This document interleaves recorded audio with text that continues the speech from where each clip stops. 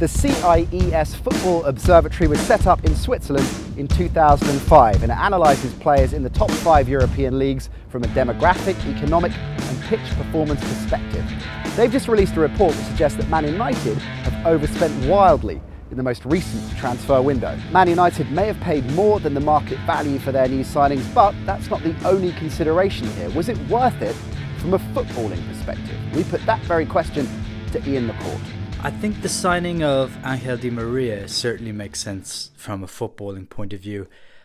He's a wonderful player, really intelligent, can play anywhere in attack and offers plenty of options for Louis van Gaal throughout the season. I think it also captures the imagination of the fans, which is very important for a big club like Man United. Luke Shaw, I'm not so convinced about. He cost 30 million. He's the most expensive teenager in the history of football. And for someone with just one decent season under his boots, I think that's quite the risk. The same goes for Andre Herrera.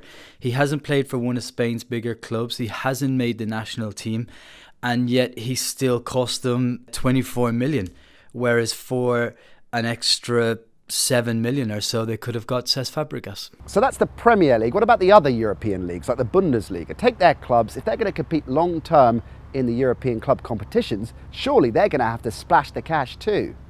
Well, a lot of teams and a lot of clubs don't really feel that spending a lot of money is in their interest. They're trying to do clever deals. They're trying to pick up players when they're still affordable from leagues that are perhaps overlooked, and most crucially, they're trying to produce their own players, which of course is a lot cheaper in the long run. On the whole, there's a traditional reluctance to go for the big names, to spend money in order to perhaps then generate more money or buy a title.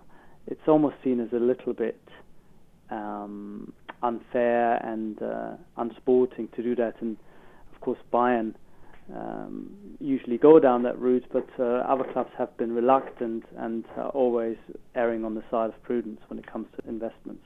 We often hear that the Italian clubs are out-muscled in the transfer market by their European rivals, but in the last window, Serie A teams spent £10 million more on new players than their Bundesliga counterparts. So, who did the best business? Here's James Horncastle with the lowdown. I think Juventus have done good business and they didn't need to do much, but they've strengthened the squad in adding players like Patricevo, who can allow them to play a back four, and also Kingsley Coman, a really promising youngster on a free transfer, and Alvaro Morata, really promising striker for 20 million from Real Madrid. And Milan, let's not judge them on the players they bought in the past and the money they could spend in the past. The reality is they're in austerity at the moment, and they've picked up players like Diego Lopez, who was a regular for Real Madrid in goal last season, Alex, who was a regular at the back for PSG, Van Ginkel, Torres, and probably someone that many of our viewers don't know is Giacomo Bonaventura, a veritable jack of all trades, was their most expensive signing at 7 million. La Liga hasn't been without its fair share of financial problems over recent years, but that didn't stop the club spending £425 million on players this summer. That's just over half the amount that the Premier League clubs spent. We all know about Suarez and Rodriguez, of course, but did they represent value for money?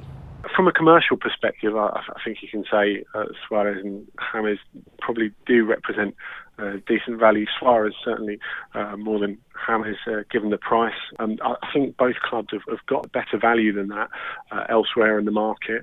I think if you look at the deal for Toni Kroos, at 25 million euros, even if he did have only a year left of contract, it's a great deal. I don't think there's any doubt about that. And I think if you look at the Barcelona side of it, you look at what they paid for Ivan Rakitic, who is far more the player they wanted than Cesc, adapted to La Liga brilliantly, and he's someone who, through his career, if you think back to his spell at Schalke as well as Sevilla, he's played everywhere across midfield, so he's incredibly adaptable, and in that sense really fits the Barcelona model.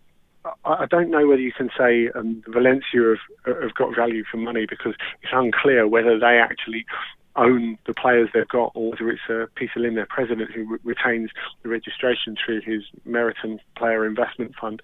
But certainly players like Andre Gomes, Cancelo and Rodrigo are going to help them build and hopefully have a competitive team again. Business in France was a little more muted this summer, with Man United spending £50 million more than all of the Ligue 1 clubs combined. PSG were the high rollers, of course, with David Luiz accounting for almost a third of the league's total expenditure. So, where was the value? It's the pattern really this summer in French football that a lot of clubs have tried to recruit young players that they could then probably sell on in a few years' time for much more than they bought them. You know, interesting club in France this summer in terms of transfer business was Rennes. You may be not all aware of what the club did in the summer. They basically bought 10 players from 10 different countries. It was really interesting. It's a very cosmopolitan dressing room in Rennes now, but basically their gamble for them was, let's get those players from smaller leagues, from all around Europe, all over the world, at a quite cheap price, and hopefully they prove themselves in the French top flight, and then we'll be able to sell them on for more money in a few years' time. So, who represented value for money and who was massively overpriced in the transfer window just gone? Let us know your take in the comments below. And if you haven't already, make sure you check out our fantastic Talking Point series, where the boys preview all the big stories from around the major European leagues. And our brand new signing, Mr. Raphael Honigstein, looking at the Bundesliga. His show starts this week. So if you haven't already, make sure you subscribe to our YouTube channel by clicking here. We'll see you next week.